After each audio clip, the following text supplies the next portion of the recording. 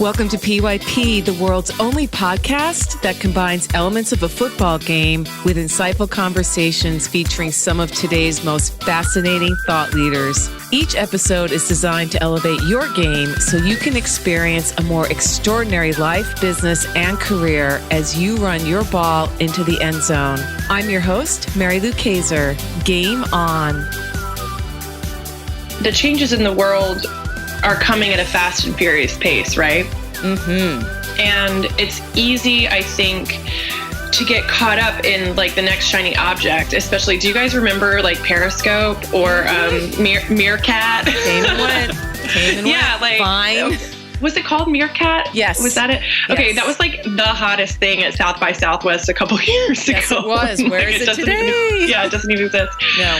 And even like last night, I was at this diner getting my moussaka, and these old guys were talking about like cryptocurrencies because Bitcoin yesterday hit like 10K. And I know, Mary Lou, you have a blog post about cryptocurrencies. I just wrote it.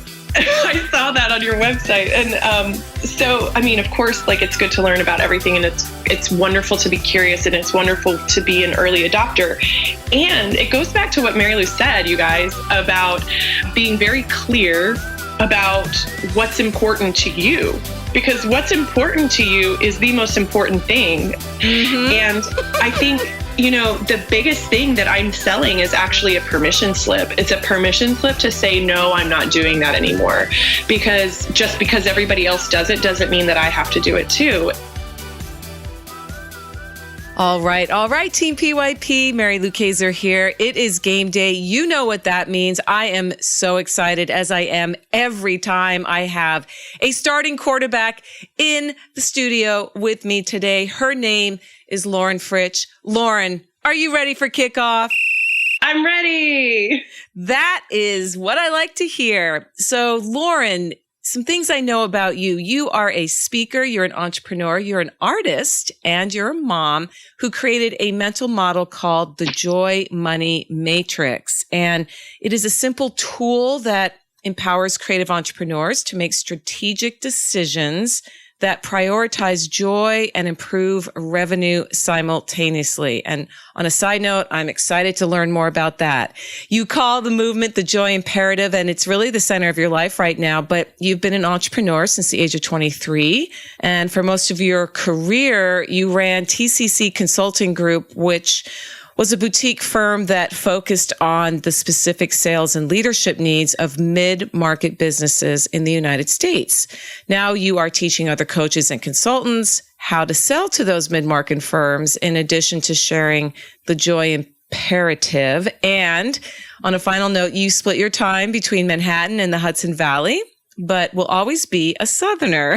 I love that too. And what's neat in your life right now is you have more time for painting, for wifing, for parenting your magical 3-year-old, and supporting the licensees who use your systems. So quite an accomplished woman and fascinating work that you're doing. So again, welcome to the show, Lauren. Thank you so much. I'm so happy to be here. So Lauren, again, it's game day. You are the starting quarterback for us, and Team PYP loves to get a bigger picture of what are you seeing? You're down on the field, you're suited up, you're looking through your helmet. Give us that broader sense of what is it like to play your position as it is right now?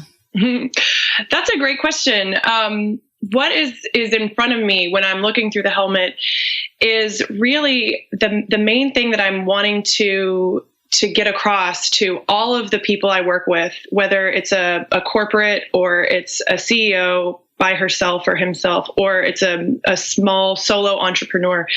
It's the concept of the joy imperative. And for us, that means that we don't have to continue toiling away doing things that we hate doing. And what that means is that we don't have to continue toiling away doing the things that we hate doing because we're sacrificing ourselves on the altar of success. And the joy imperative is all about saying, I'm going to actually prioritize joy for myself, for my teams, for my direct reports, for whoever supports you, even for the people in your family, for your husbands, your wives, your kids, and see what happens. And what I've noticed happening is that people suddenly have a lot more bandwidth to tackle the things that they maybe can't. Tackle being a key word. And sorry, I had to. No, I love the puns. It's awesome. And to then pass off the things that don't make sense to continue doing, and realizing that that generates so much more creative energy to do things that you're really called to do in this world that can also make money. One of the main things that I talk about too, outside of the joy imperative, is sustainability. And we know that word from like an eco standpoint, which is vital, right? But it's also like, what's sustainable for you in the system of your business, and what's sustainable for you in the system of your life. And the joy imperative finds that sustainability is integral. We often know people who burn out, people who start dropping the ball. Have you ever done that in your business where you're just like making mistakes right and left? Like you're overbooking, you're missing appointments, you forgot something that was crucial for a customer, you're not delivering deliverables at the right time, blah, blah, blah. That happens because we drop the ball because we don't have a sustainable system. And so one of the things about the Joy Money Matrix is it helps you see in stark relief, in color, what your next plays should be. Because all of a sudden, you've got a visual in front of you that you cannot deny that says, oh my gosh, I'm spending all of my time doing things that I hate and that are draining. And guess what? That don't actually have the biggest impact on the bottom line. So you really get to take a step back and make a strategic decision about what your next play will be from the perspective of certainly sustainability, but balancing these two things, the money and the joy.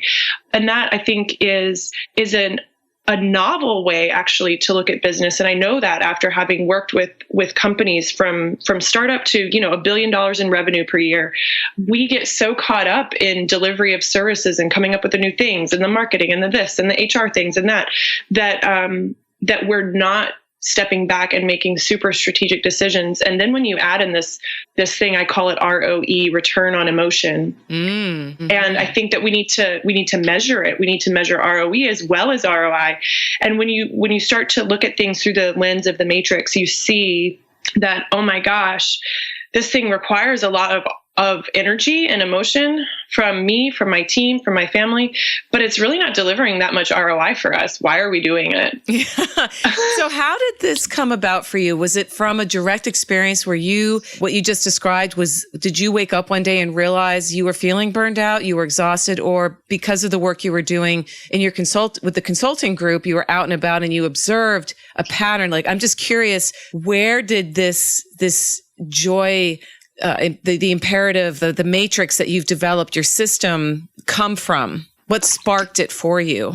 Sure. I think it was a couple things. Part of it is that my gift is being able to look and observe my experiences and then turn around and create a system around it. So that's part of it. But the greater catalyst for me was that I think maybe a year and a half postpartum. I had an 18-month-old baby. And, we live part-time in the city and then we live part-time in the country, which is vital to my well-being. And I was driving around the countryside one day, and I was thinking about mental models, because in consulting, a lot of us use mental models. There are some very standard ones that are in our toolkits so we're used to working on an XY axis for a lot of things. And I thought, well, the smartest people I know deploy mental models on a regular basis to get results.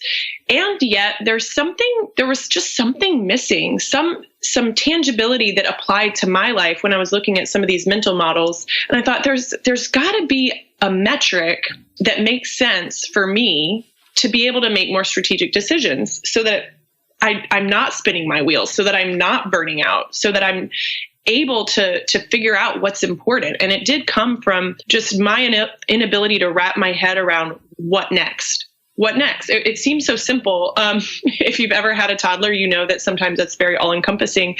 But I didn't have a concrete way to make those decisions. So as I thought about what's important to me, certainly sustainability came up, and I was like, well, for sustainability, I need like space and free time and joy. And then I also need money. So those are the two things that I'm going to plot on my axis. And I went home and I did it just with like Sharpie markers on white paper. I made a matrix and I plotted various things and I posted it to Instagram. And later that day, a colleague called me and she's like, so Lauren, you need to take that down because you need to trademark that immediately. And wow. Can I license it from you? Because I'd like to use it with my clients. Oh my gosh. Yeah. That's really cool. Yeah. And I'd like to share one anecdotal piece from my life is that my husband saw my Instagram post and he immediately messaged me and he's like, I had no idea that ice skating brought you so much joy. How can we make sure that you're ice skating more? Oh, wow. And that was a really cool affirmation that this really works because it helps other people also see what your values are. So it's a really important thing, I think, for solo entrepreneurs, but it's also super valid in couples and then in teams.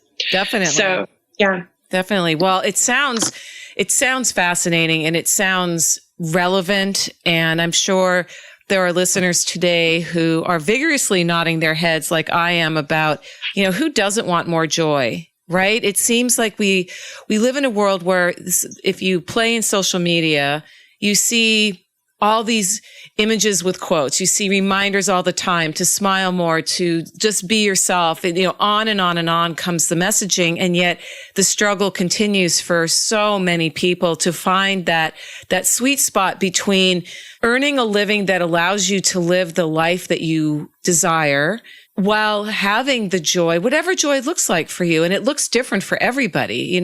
Some people, joy is having the time to go climb mountains. And for other people, that is not of interest whatsoever, that like yourself, perhaps ice skating more or horseback riding or just being able to sit and watch the birds, flit from branch to branch and contemplate life. I mean, there isn't a one size fits all for joy.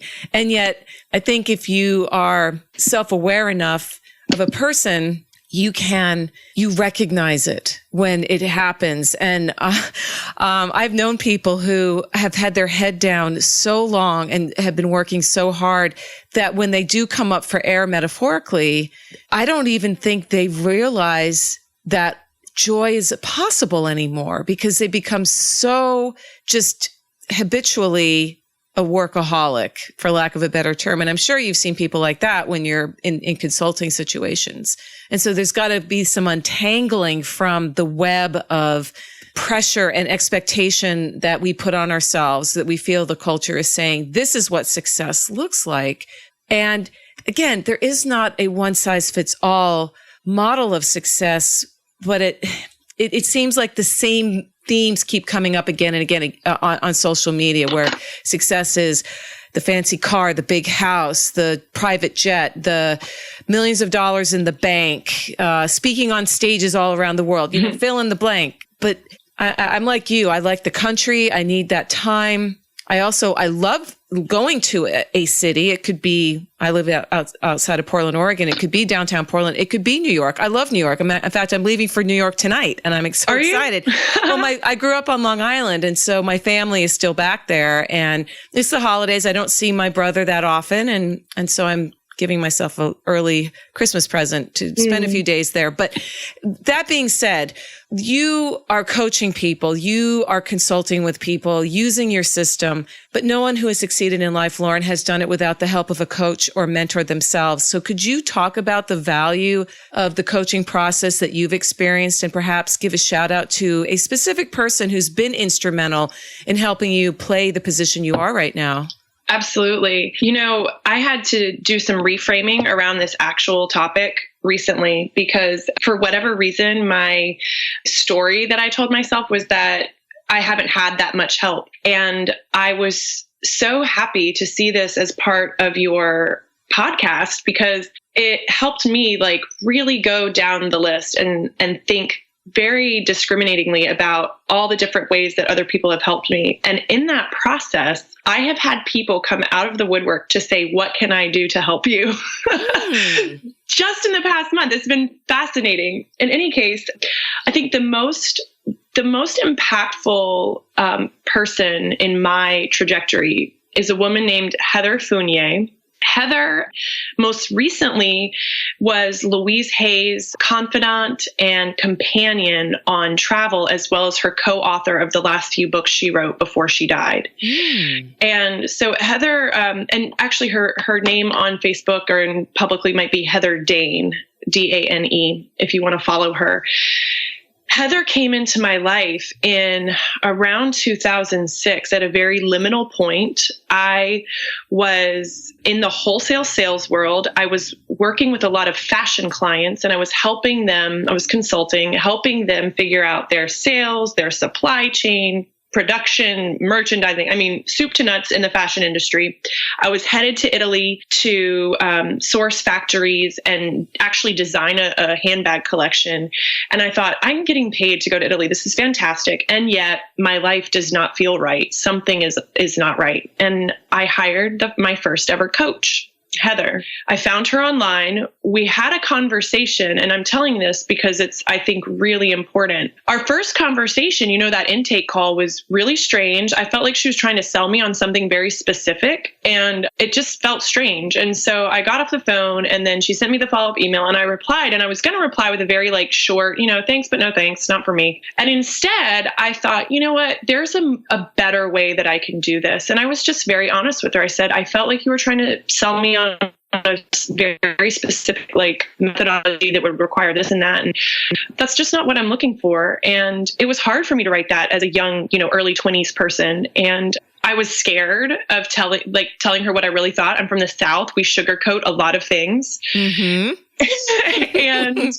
and so I was just very direct, and she responded and was so gracious and graceful in how she took my criticism that I thought, this is the woman for me. I'm hiring her. And so I hired Heather. And then shortly thereafter, I started my own coach training. She was like, you'd be a really good coach. And then she hired me to help her with some of her consulting. Wow, that's cool. Yeah, we traded money back and forth. And she actually was at the time had a lot of clients doing their internet marketing, and she hired me as her subcontractor to help her with that process. And that was trial by fire. I was doing a lot of internet writing and learning about newsletters. And again, this is in the mid 2000s. And so it's sort of the heyday of the early burst of all that, Sure. email marketing and that. And my stuff, Heather would, and I was an English major, Heather would send me back the stuff I'd written just covered with red edits. And I'd be like, oh my gosh, I suck at this. And she was firm, and she was knowledgeable, and she was loving. And she taught me through our coaching relationship, and then through this opened this whole world of marketing. She taught me things that I still refer to on a daily, weekly basis. I have so much respect for her as a woman. She came up through the corporate ranks. She was the original job hopper. She was at every Fortune 500 company for 1 year. And then after 14 years doing that, burning out, had an eating disorder, all this stuff is public. So I'm not revealing secrets. She went back as a consultant to those same Fortune 500s and said, let me teach you how to deal with people like me. And they were throwing thousands of dollars at her to do that. So it was really fascinating to see how she had blazed her own trail. And that's one of the reasons I wanted to tell you where she is now, because that trail took her very deep into healing and the alternative nutrition world and alternative health. And she's impacted many lives through that work, and then, on into the Hay House family. So I continue to love Heather. I continue to refer to many of the tools that she gifted me with over the years that we worked together. And I'm very happy that she came into my life at such a really liminal time. Yes. Because it changed the trajectory. Oh, it sounds like it did, which is what a great coach or mentor can do for us. And she sounds fabulous. She, as you were talking, I Googled her, and I can see her whole message is around that healing and how do we show up fully ourselves through good nutrition and taking care of ourselves, which seems to be a theme that's come up a lot this year for me with talking with my guests. I think there's a general awareness growing out there that this insane pace, you mentioned it when you were telling Heather's story. You mentioned it when you were telling your own story. I've certainly been there. The rise of technology, and I have a question that I'm going to flip here because I want to get to it. It's a natural segue here. The speed at which things have been changing in the last decade or so. You were talking about the mid 2000s when the social media platforms that we all now rely on, those of us who choose to play again in that sphere, they were just being born. And the world the way we interact with people, the way we connect with people, the way we communicate with people looks so vastly different today than it did, again, 10, 11 years ago, before all these things came out and really took off. So before you tell us a story of when you were metaphorically sacked or fumbled the ball, I want you to speak about the changes that, from your vantage point, Lauren, you have seen that you think are having the greatest impact on how we are all playing our positions. So that bird's eye 360 view, if you will, through the lens of what you do. Yeah, I mean, wow. So the changes in the world are coming at a fast and furious pace, right? Mm-hmm. And it's easy, I think, to get caught up in like the next shiny object, especially, do you guys remember like Periscope or Meerkat? Came and went. Yeah, like Vine. Was it called Meerkat? Yes. Was that it? Okay, Yes. That was like the hottest thing at South by Southwest a couple years ago. Yes, it was. Where is it today? It doesn't even exist. No. And even like last night, I was at this diner getting my moussaka, and these old guys were talking about like cryptocurrencies because Bitcoin yesterday hit like 10K. Yes, and I know, Mary Lou, you have a blog post about cryptocurrencies. I just wrote it. I saw that on your website. And so, I mean, of course, like it's good to learn about everything, and it's wonderful to be curious, and it's wonderful to be an early adopter. And it goes back to what Mary Lou said, you guys, about being very clear about what's important to you, because what's important to you is the most important thing. One of the things that we see a lot when people start to put their marketing activities on the Joy Money Matrix is that, and we divide it out by social media channels, and people realize that there are certain channels maybe that they really, really hate doing. Mm-hmm. And I think, the biggest thing that I'm selling is actually a permission slip. It's a permission slip to say, no, I'm not doing that anymore. Because just because everybody else does it doesn't mean that I have to do it too. And there's an amazing woman. She's actually out in Portland. Her name is Alexandra Franzen.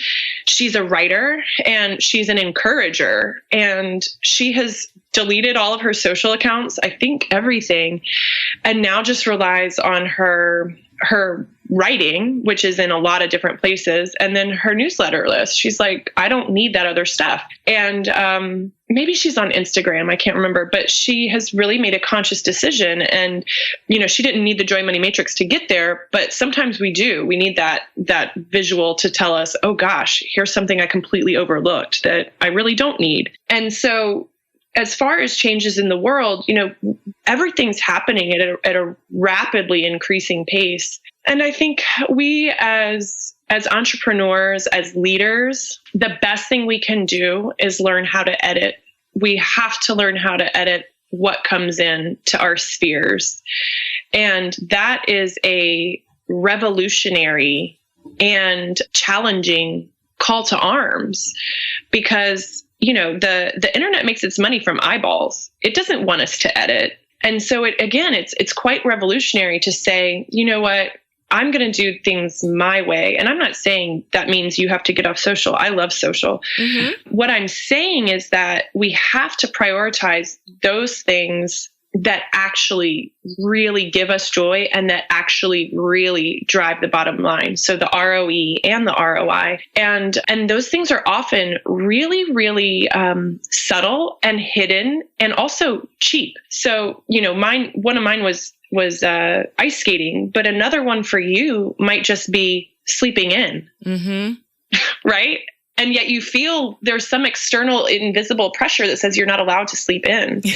Or maybe it's for you saying, you know what, I'm not going to take any phone calls after this hour. Or it might be for you something that gives you a lot of joy is going to Target. Right. Like with no agenda. I don't know. It might be, it might be buying books, at a bookstore, like a hardback instead of putting it on your Kindle. Like there are all kinds of things that I've seen people like that give them joy that they didn't realize would have an impact daily on their lives. I really love tea. So I like, my tea budget is quite large. And that's what gives me joy. So I'm happy to put money there. Yeah, it's funny. And I guess that's going to segue into my fumble, you guys, because just roll with it. Tell us that story about when you did fumble the ball, and we all do it. And it sometimes can be a pivotal point in our lives. Sometimes it could be just an unfortunate circumstance, but I'd love to hear your story. Yeah, I think the time that I fumbled that stands out most in stark relief is I had several really, really good years with my consulting firm. And I was bringing in a lot of business. We had a lot of clients, and I was traveling all the time. I had a full-time personal assistant who hung out at my house to pack and unpack my suitcases, to water my flowers. Like I was like on the move. I had a beautiful, beautiful place. I was buying artwork to decorate this gorgeous loft I had. And things were really exciting. And I got to a point where I got, this is intensely personal. A guy who I was dating came to visit me. And like the day before he flew from the West Coast to visit me, I got a request for a client down in Miami. So this guy comes in from San Francisco. I pick him up and I'm like, so I have to leave tomorrow at 6 a.m. And he was naturally pissed. Mm-hmm. He was really angry at me. And I went down, I worked with a client. It was a complete and utter fail. It was sort of like an intervention team working with a really high level celebrity type. And I was going in to do like team coaching, basically. It was a disaster. They didn't pay me. I mean, like, oh, wow. Yeah. It was a disaster. And of course they had put me in like, $1,000 a night per night room and all this stuff. So jeez. No, it was crazy. And so I got back, I felt completely hoodwinked. I felt completely hoodwinked. I was like on the hook for thousands and thousands of expenses that were not going to get paid. I'd spent my time and energy working with them. I had made this guy mad who I was trying to date. Oh my goodness. And I was just like, what am I doing? Like, how is this my life? Like, what do I really want? And then at that point I started to take stock because it was a big fumble, and I started to take stock, and I realized that when I started out in my business, the things that I said I wanted were free time to paint and write. And I said that I wanted to travel and live abroad. And I realized in that moment that if I had just saved my money, not plowed a whole bunch into new biz dev, not bought all the bells and whistles of the lifestyle, cars and vacations and, this gorgeous home and stuff and designer clothes and blah, blah, blah, like all this stuff and thrown parties, that I could have lived frugally abroad for probably 5 years, like in any place I wanted. And so at that point, I think I was probably 29, maybe 30. I can't remember what year it was, but I thought, oh, wow, I didn't prioritize any of the things that I told myself that I wanted. And instead, I got caught up on this hamster wheel of things that were actually not important to me. That interesting that, like so many people, you went through that process. Did you ever see those when VH1 did Behind the Music? This was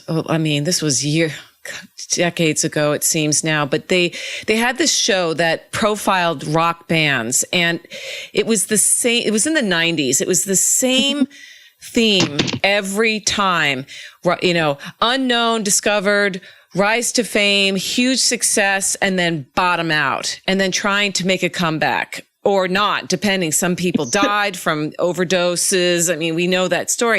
And I remember watching this and thinking to myself, why is it that we humans are so stubborn that we can't learn those lessons?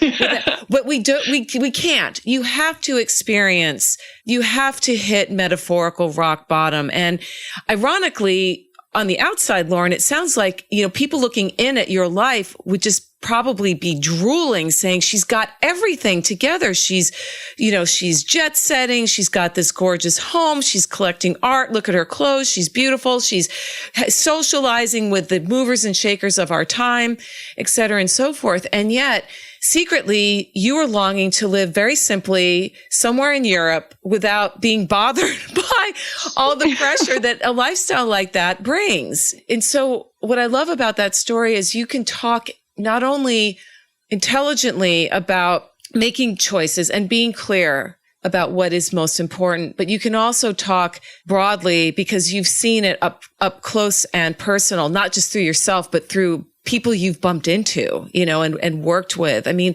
that story about Miami and the disaster that ensued is just another example of how we don't have our act together a lot of the time until something really tremendous happens, and it forces us to take a hard look at our life and say, okay, I'm done messing around in the red zone. I am getting into that end zone and figuring this out. And that brings me to my next question, Lauren, which is, I love this part of the show because now we get to hear your championship win. So I'm putting you in the red zone. There are less than 30 seconds left on the clock. You are down by 4 points, Lauren. It's third down, and it is now or never. Tell us a story about a time when you ran the ball into the end zone for that game-winning touchdown.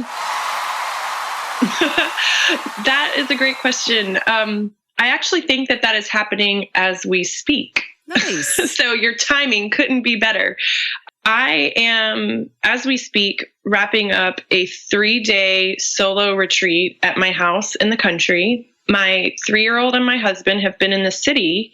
This is the first time I have spent time by myself without my child in 3 years. Wow. And that came because we were looking at the Joy Money Matrix.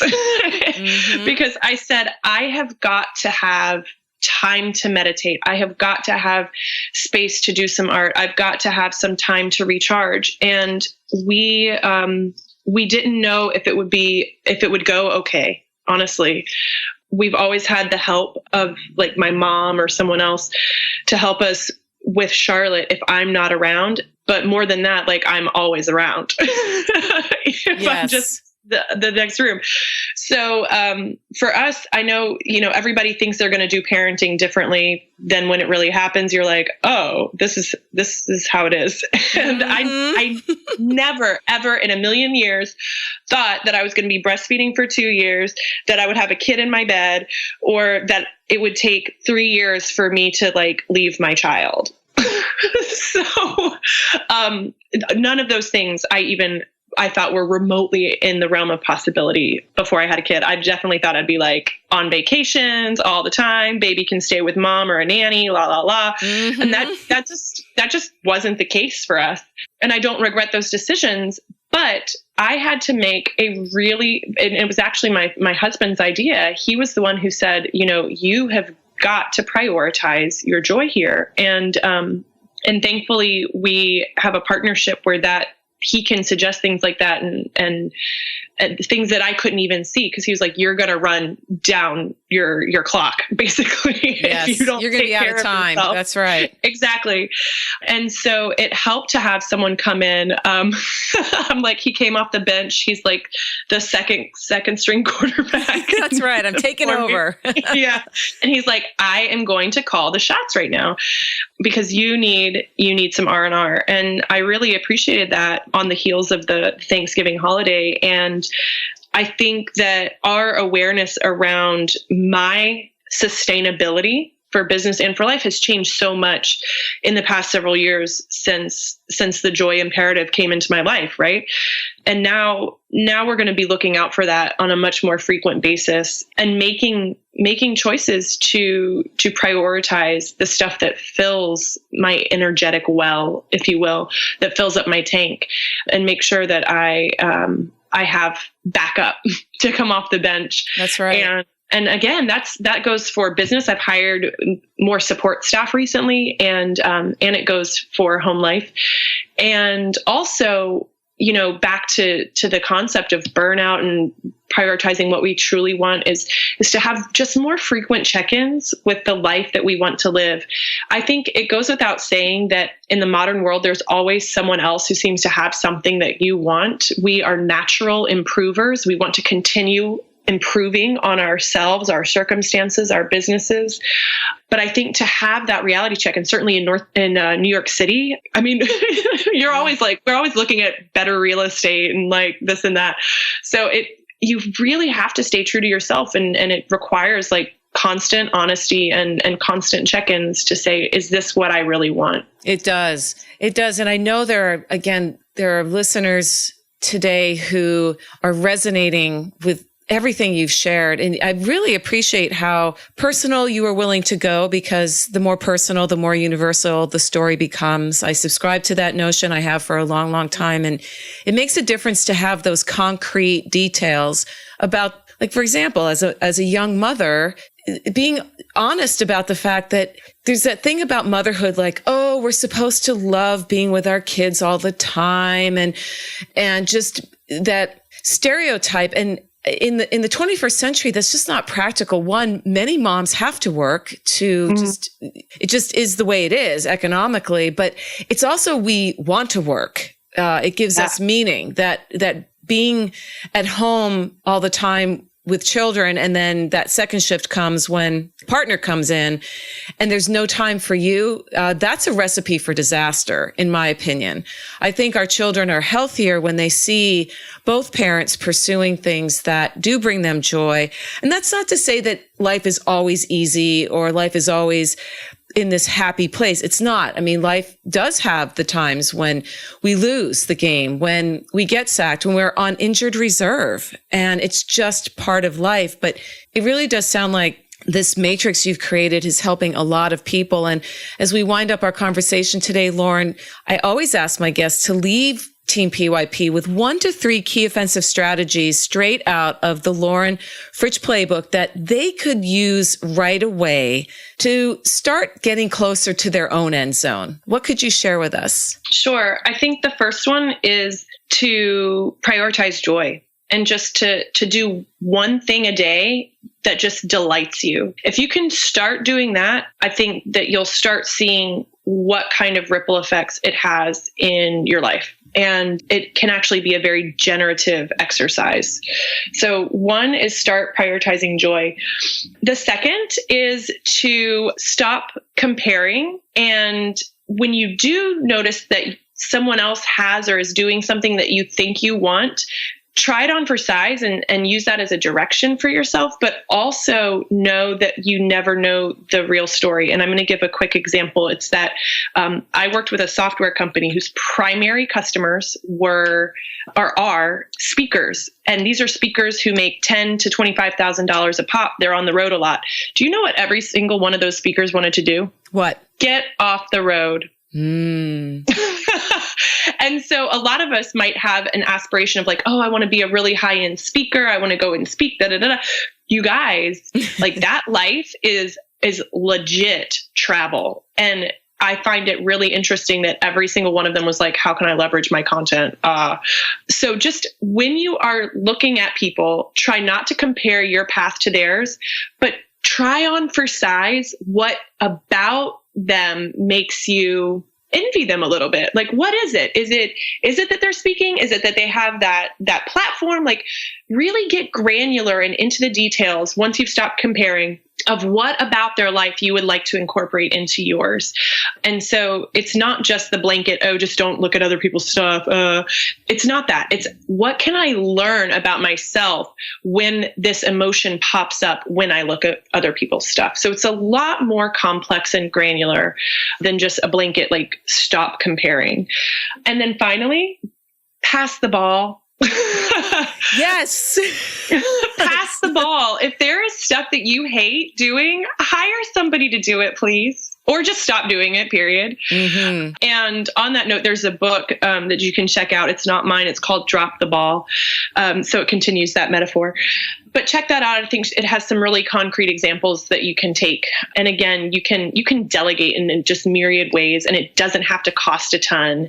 And it can open up new pathways of generative energy that can drive your ROI and your ROE in ways that you never thought possible. Yes. And I meant to mention, I love the distinction between ROI, which is tossed around all the time. And I've never heard the term ROE, and I love it. I'm stealing it. I'm going to start using it for myself. And I'm just so impressed with what you do, Lauren, and I'm impressed with how articulate you are. You've used language so beautifully today. I'm also an English major. I love words. I love books. I love to write.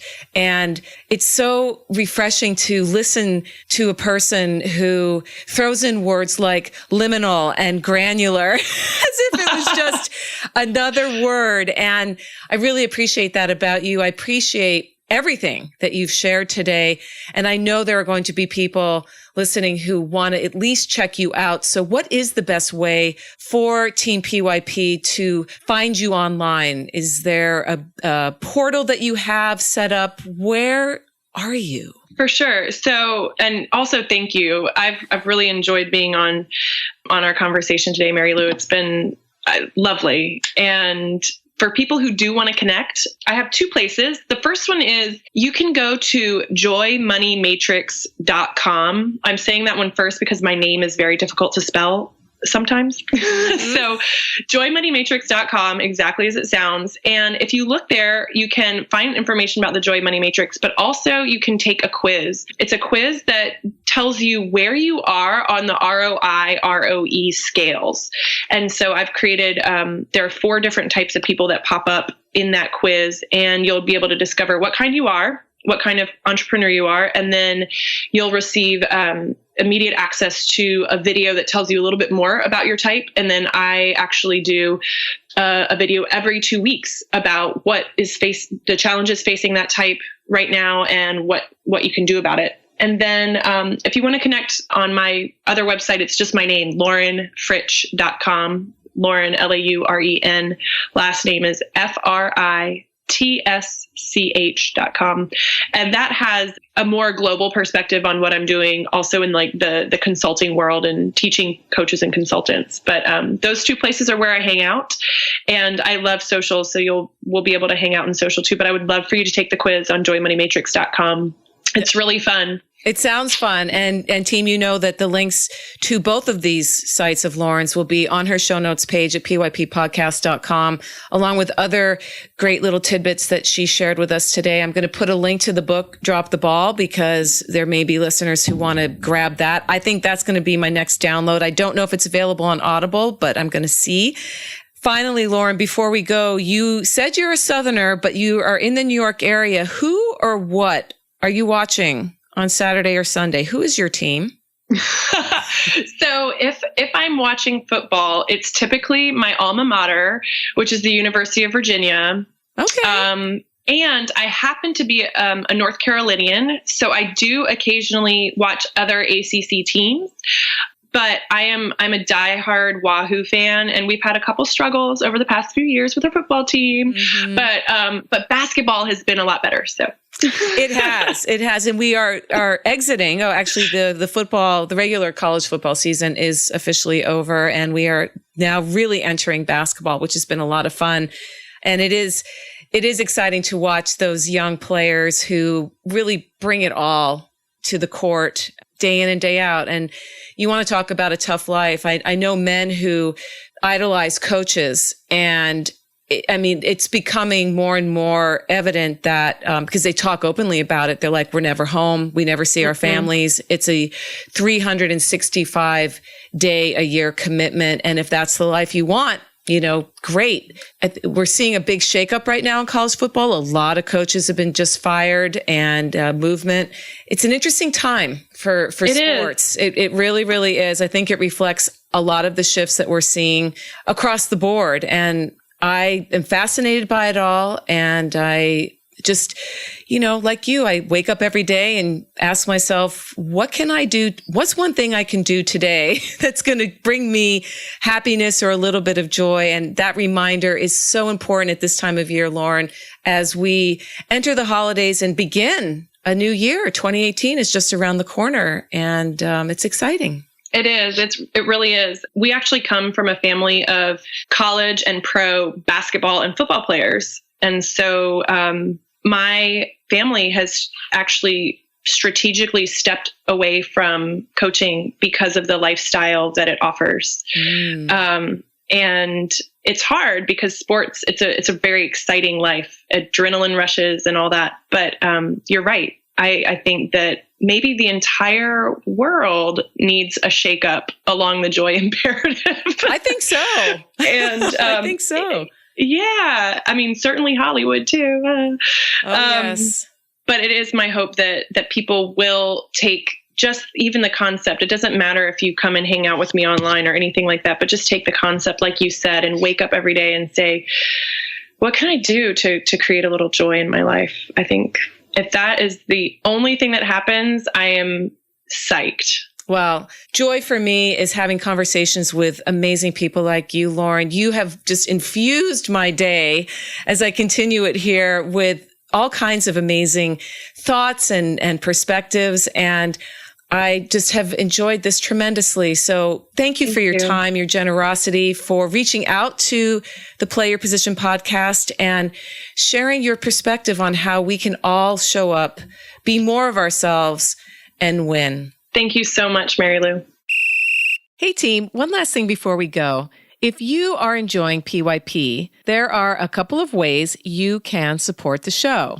Number 1, send this episode to a friend or colleague who could use a leadership lift. Sharing is an excellent way to spread the word.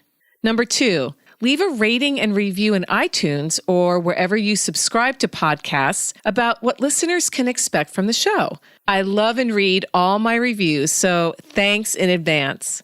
Number 3, become a founding member of the PYP Patreon community, where you can get some fantastic rewards for various levels of support. Learn more about that at patreon.com/PYP.